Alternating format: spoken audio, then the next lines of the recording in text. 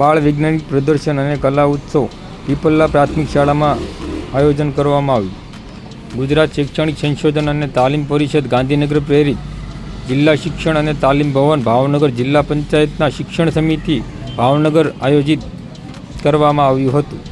તળાજા તાલુકાના પીપલ્લા ગામે પ્રાથમિક શાળામાં બાળ વૈજ્ઞાનિક કલા ઉત્સવનું આયોજન કરવામાં આવ્યું.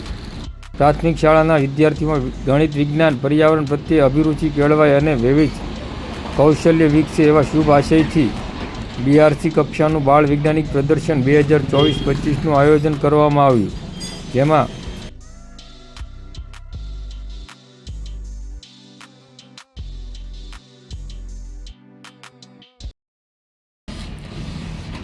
આ વિજ્ઞાન મેળામાં 70થી વધુ ગણિત વિજ્ઞાનની કૃતિઓ રજૂ કરવામાં આવી તેમજ સાથે વિવિધ પ્રકારની સાંસ્કૃતિક કૃતિઓ પણ રજૂ કરવામાં આવી હતી, જેમાં તળાજા તાલુકાના રાજકીય સામાજિક આગેવાનો ઉપસ્થિત રહી વિદ્યાર્થીઓને પ્રોત્સાહિત કર્યા હતા.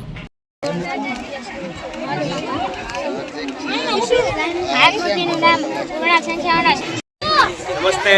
આજરોજ પીપલ્લા ગામ અને પીપલ્લા પ્રાથમિક શાળાના આંગણે સરસ મજાનું ગણિત વિજ્ઞાન પ્રદર્શન અને કલા ઉત્સવનું આયોજન.